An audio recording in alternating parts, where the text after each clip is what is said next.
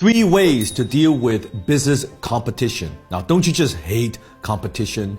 Now, if you are just starting out, you are probably competing with companies and businesses that are more established, that have more resources, they have been around longer.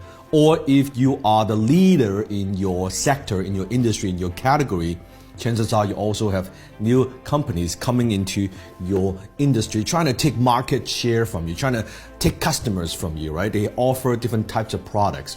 In business, we cannot avoid it. We are dealing with competition every day. So today I want to share with you some of my unique perspectives when it comes to dealing with competition and just the way I view competition. First of all, the competition that you think is your competition is not your only competition. What do I mean by that?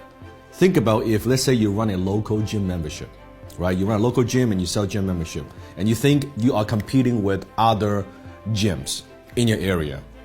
I could tell you that simply is not true. If that's the way that you look at the market, chances are you're gonna lose because you underestimate the amount of competitions that you have. Because keep in mind, the customers that you're selling to, they only have so much disposable income that they could spend.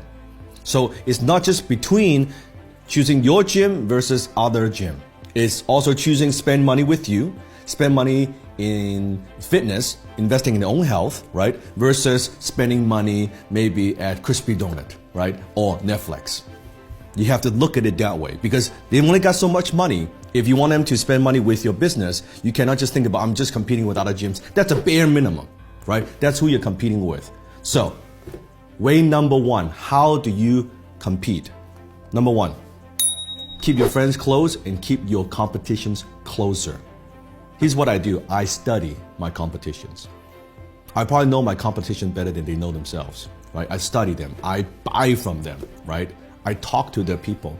I want to know what they're doing, what they're gonna do, and how they're doing it. What are some of the best practices? So I study, I'm on their email list. I look at if they have videos, if they have social media. I follow their stuff. You have to know, because how are you gonna beat someone if you don't know what they're doing?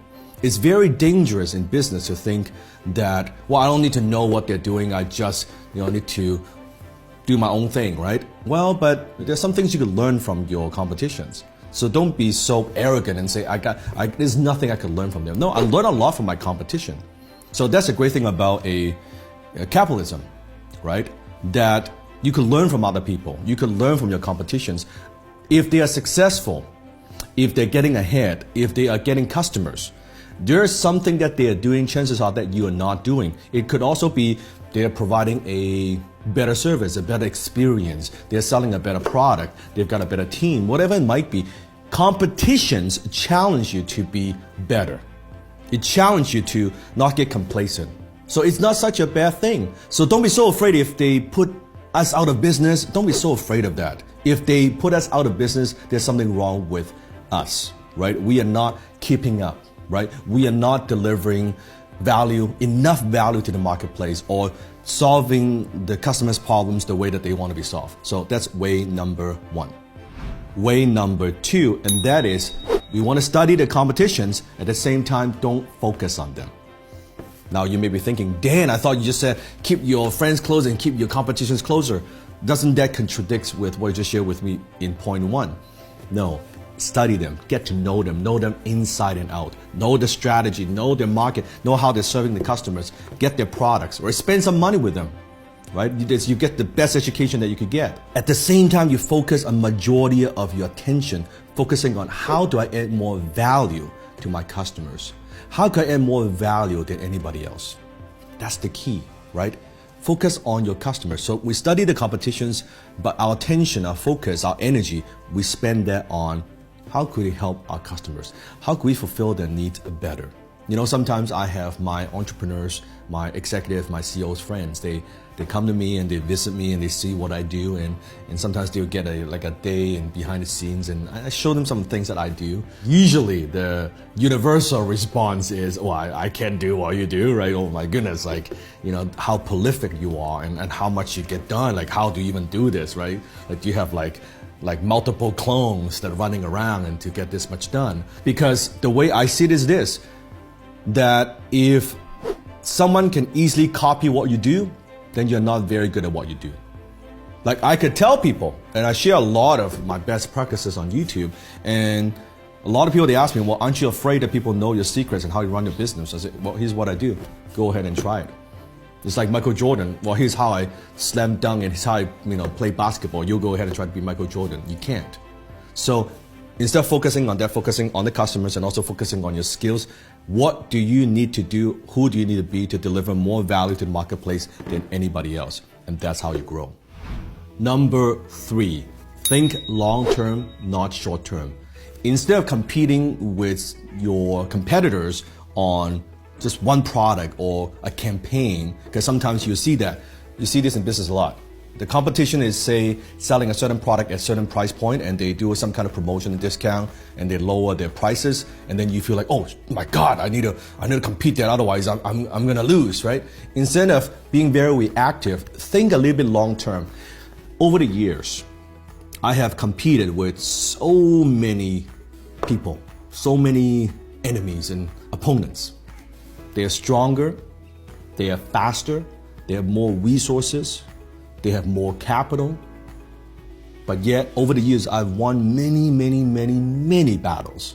And the key to that is, I think long term. Maybe I'll lose the battle as long as I win the war. That's okay.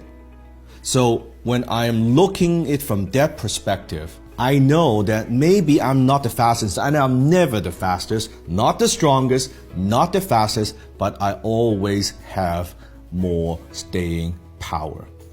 Because I know for most people, they lose focus. They get distracted. That's okay. I'm not trying to beat you in 2 weeks. I'm not trying to beat you in 1 year. I could wait 10 years to win this war. That's the way I see it. I could wait. I got time. So when you think of it from that perspective, the way you make decisions, you look at it differently.